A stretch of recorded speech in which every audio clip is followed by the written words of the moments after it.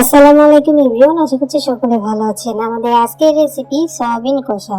আশা করছি আপনাদের সকলের কাছে ভালো লাগবে এবং সহজও লাগবে। আমাদের আজকের সয়াবিন কষা রেসিপি যদি আপনাদের সকলের কাছে ভালো লেগে থাকে তাহলে অবশ্যই আমাকে একটু ভালোবাসা দিয়ে যাবেন। আর এই সয়াবিন কষা রান্না কিন্তু খুবই সহজ, খুবই দুর্দান্ত হয়েছিল খেতে। স্টেপ বাই স্টেপ ফলো করে যদি আপনারা বাড়িতে ট্রাই করেন তাহলে দেখবেন যে অসম্ভব মজার হয়েছে। ছোট থেকে বড় কিন্তু সবাই পছন্দ করবে যদি আপনারা এই পদ্ধতিতে রান্না করেন। যারা খেতে চায় না বা খেতে পারেন না তারাও কিন্তু খেতে চাইবে এবং অল্প তরকারি দিয়েই কিন্তু আপনাদের অনেকগুলো ভাত খেয়ে ফেলতে পারবেন। তো কথা না বাড়িয়ে চলুন দেখে আসি আমাদের আজকের সয়াবিন কষা রেসিপি। সয়াবিন রান্না করার জন্য আমি এখানে মেজারমেন্ট কাপ দিয়ে মেপে 2 কাপ সয়াবিন নিয়ে নিচ্ছি। আপনারা আপনাদের পছন্দ অনুযায়ী কম বেশি করে নিয়ে নিতে পারেন।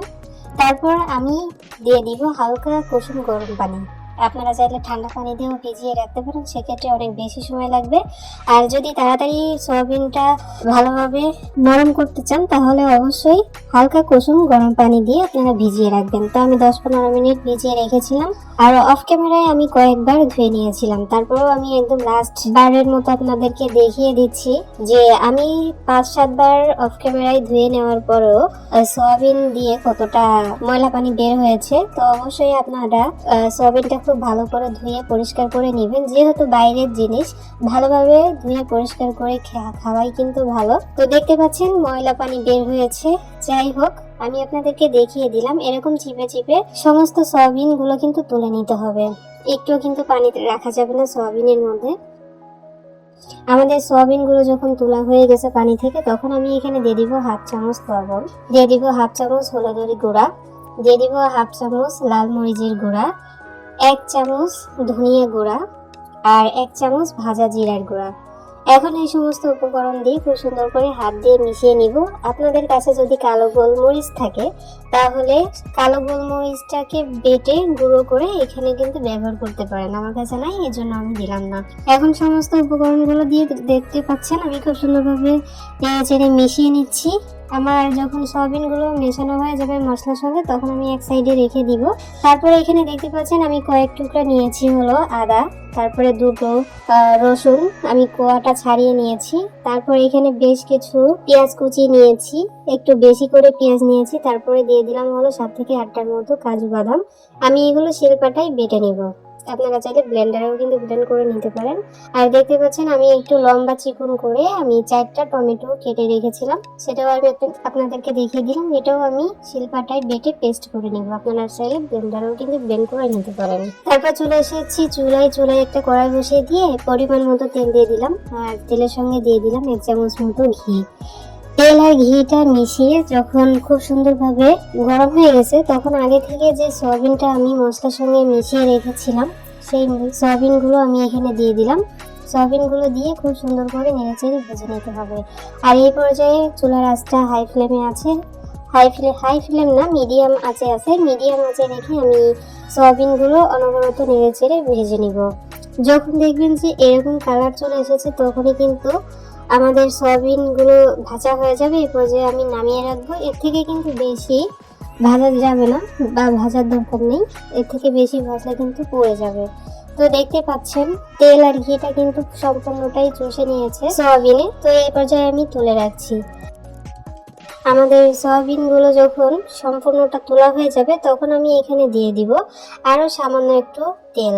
যেহেতু সয়াবিনে ভাজার সময় অনেক তেল বা ঘি দিয়েছিলাম, তো এই পর্যায়ে আমি অল্প একটু তেল দিচ্ছি। আর যখন আমরা সয়াবিনটা একদম রান্না করব সম্পূর্ণভাবে তখন দেখা যাবে যে অনেক তেল কিন্তু বের হয়ে চলে এসেছে। তো সেই জন্য আর কি এই সময় আপনাদেরকে একদম সামান্যভাবে একটু তেল দিয়ে দিতে হবে। তেলটা দেওয়ার পর আমি এখানে দিয়ে দিলাম 3টা শুকনো মরিচ, 3টা এলাচ আর হলো 3-4টার মতো হলো লবঙ্গ দিয়ে আমি খুব সুন্দর করে নেড়ে চেড়ে নিব।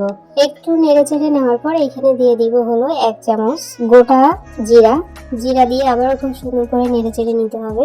এই মশলাগুলো যখন ভাজা হয়ে যাবে তখন আমি দিয়ে দিব আগে থেকে যে পেঁয়াজ রসুন আদা তারপর বাদাম বেটে রেখেছিলাম সেইগুলোই আমি এখানে দিয়ে দিচ্ছি। আর দেখতে পাচ্ছেন এই পর্যায়ে কিন্তু কোনো ধরনের কোনো তেলই মনে হচ্ছে না। আর এই পর্যায়ে কিন্তু কোনো ধরনের তেল দেওয়াই যাবে না। তো যেহেতু তেল দেওয়া যাবে না, তাই আমি একটু পর পর পানি দিয়ে খুব সুন্দর করে মশলাটাকে কষিয়ে নিচ্ছিলাম।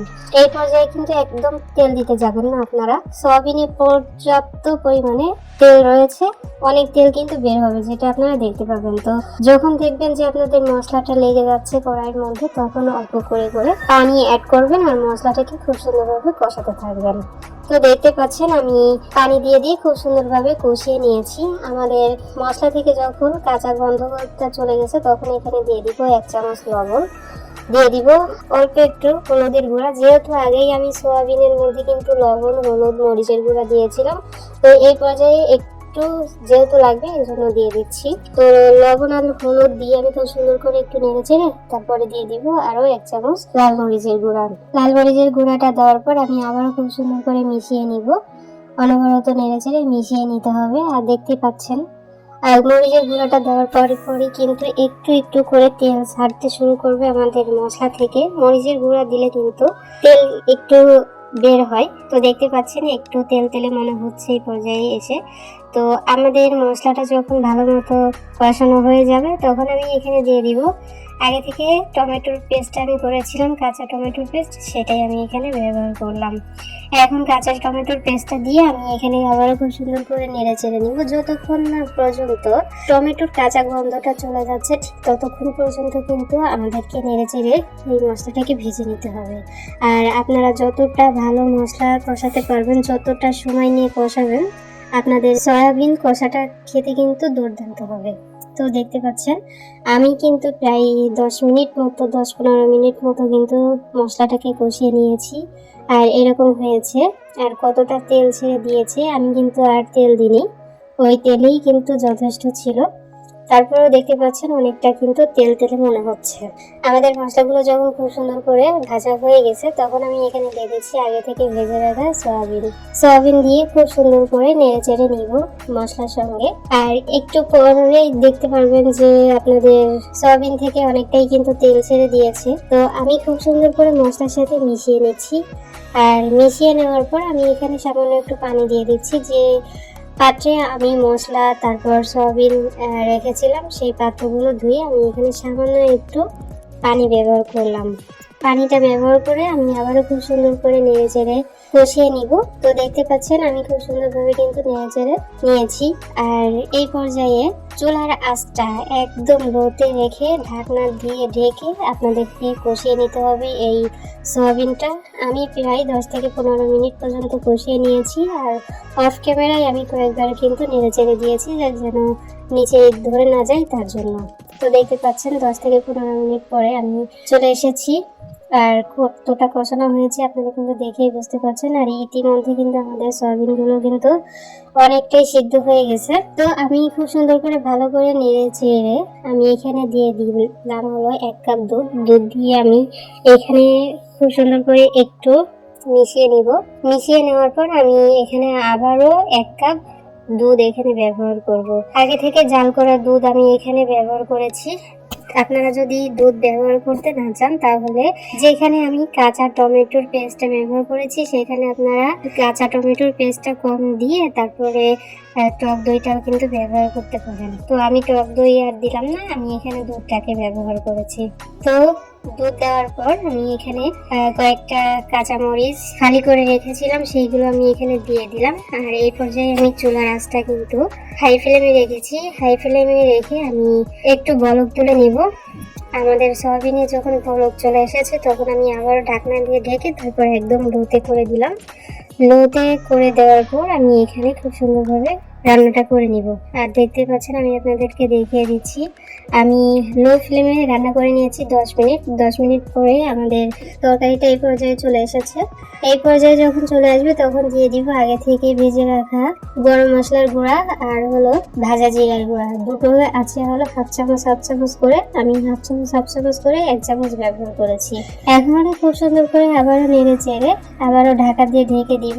ঢাকা দিয়ে ঢেকে দেওয়ার পর দেখতে পাচ্ছেন মাশাআল্লাহ, আমি আবারও প্রায় 7-8 মিনিট মতো একদম লো আঁচে রান্না করে নিয়েছি সয়াবিনটা। আর আমাদের সয়াবিন বা সয়াবিন কষাটা কিন্তু অলরেডি হয়েছে। কতটা তেল ছেড়ে দিয়েছে তরকারি থেকে আপনারা কিন্তু দেখেই বুঝতে পারছেন কতটা লোভনীয় হয়েছে, কতটা দুর্দান্ত হয়েছে। সেটা তো আপনারা বাড়িতে ট্রাই করলেই বুঝতে পারবেন। এতটা মজার, এতটা সুন্দর হয়েছিল খেতে যে অন্য তরকারি কথা কিন্তু আপনার মাথাতেও আসবে না যদি আপনারা বাড়িতে ট্রাই করেন। একদম স্টেপ বাই স্টেপ ফলো করবেন। দেখতে পাচ্ছেন মাশাআল্লাহ কতটা সুন্দর কালার এসেছে। সয়াবিন কষার ফাইনাল লুক কিন্তু এটাই।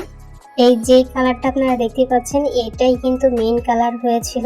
আপনারা বাড়িতে অবশ্যই ট্রাই করে দেখবেন যে আপনাদের সোয়াবিনটা কেমন হয়েছিল রান্নাটা। যাই হোক, আমাদের সোয়াবিন কষাটা হয়ে গেছে। এখন আমি আপনাদেরকে একটু পরিবেশন করে দেখিয়ে দিচ্ছি। পরিবেশনটা আমি আসলে ওরকম ভাবে প্রেজেন্ট করতে পারি নাই, হয়নি। যাই হোক, তো আপনারা বাড়িতে অবশ্যই ট্রাই করবেন। আর এমন সুন্দরভাবে রান্নাটা করা হয়েছে যে একটু মানে সামান্য একটু নিলেই কিন্তু আপনাদের অনেকগুলো ভাত খাওয়া হয়ে যাবে। একটুখানি তরকারি দিয়ে এক প্লেট ভাত খেয়ে ফেলতে পারবেন। আর এতটা মজার হয়েছিল, এতটা দুর্দান্ত হয়েছিল যেটা ছোট থেকে বড়রা সবাই কিন্তু খুবই পছন্দ করবে। আর এরকম ভাবে রান্না করে খাওয়ালে যে কেউ কিন্তু পছন্দ করবে। ফাইনালি আমাদের আজকের সয়াবিন কষা রেসিপি এতটুকুই। কেমন লাগলো অবশ্যই আমাকে লাইক কমেন্টস করে যাবেন, বন্ধুদের মাঝে অবশ্যই শেয়ার করবেন। সবাই অনেক ভালো থাকুন, সুস্থ থাকুন। আমাদের পরবর্তী ভিডিও দেখার আমন্ত্রণ জানিয়ে আজ এখানে বিদায় নিচ্ছি। আল্লাহ হাফেজ।